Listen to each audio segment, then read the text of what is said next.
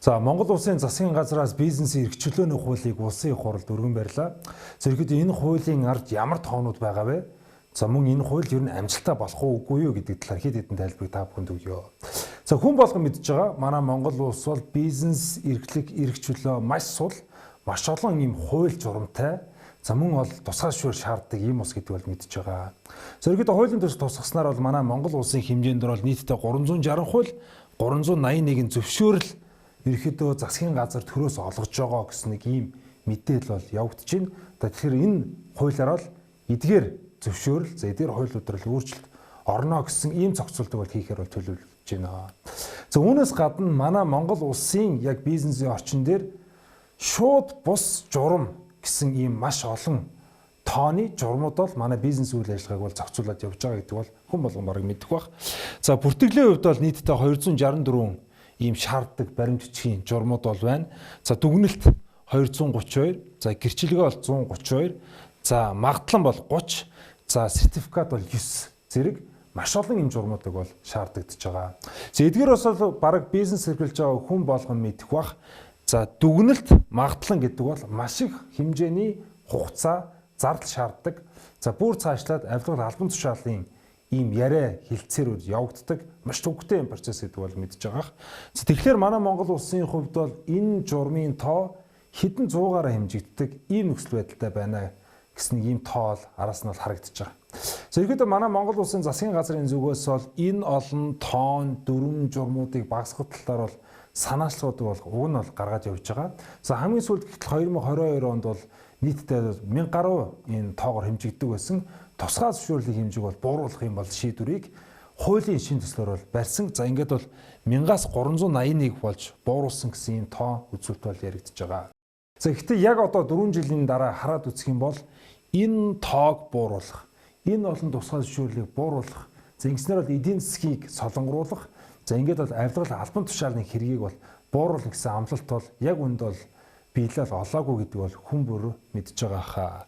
Зэрэгдээ маш их ийм дүрм журамтай байсан учраас манай Монгол улсын эдийн засагт ямар зүйл ажиллагдж байгаа вэ гэхээр нэг салбараас бол тэрчтэй хамаатай ийм эдийн засгийн улс бол болцглоо гэсэн тоо үзүүлэлт бол ажиллагдж байна.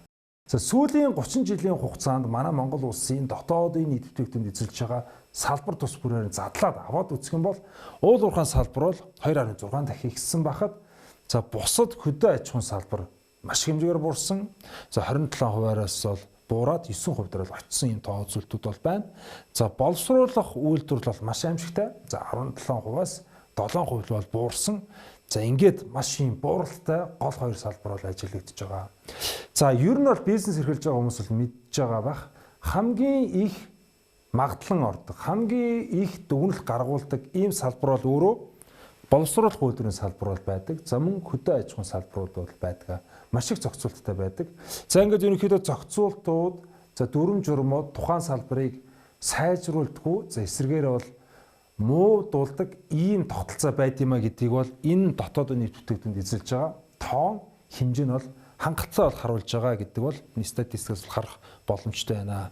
За дараагийн нэг зүйл юу вэ гэхээр ер нь хөрөнгө оруулалтын орчин ямар байгаа юм бэ гэдэг ийм тоо үзүүлэлт бол байна.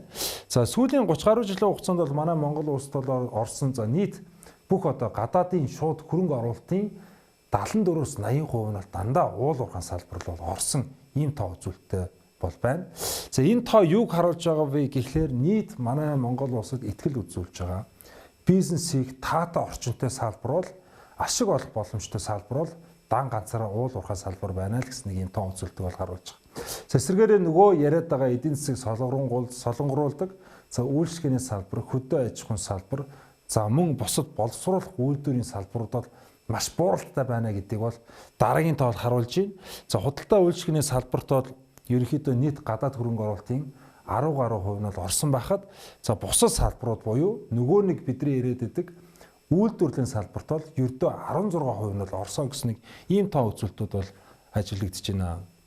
Тэгэхээр энэ тоо бидэрт юуг харуулж байгаа вэ гэхэлэр гадаадын хөрөнгө оруулагч нар нөгөө талаар нь ойлгоод үзэх юм бол маш их зохицуулттай, дүрм журамтай бизнес хийхэд хүн сурталтай. За нөгөө талаар авилгал албан тушаалны хэрэг яригддаг ийм салбар бол хөрөнгө оруулах харьцангуй дургүй байна гэсэн нэг ийм тоо үзүүлэлтийг бас давхар бол илэрхийлж байна. За эсвэргээр бол манай Монгол улсын энэ хөрөнгө оруулалтын орчныг хараад үзэх юм бол ер нь уул уурхайн салбар руу маш их хэмжээний хөрөнгө оруулалт сүүлийн 30 жил орсон мэт харагдах боловч за дийлэх хөрөнгө оруулалт нь өөрөө оюу толгой бол орсон байгаад.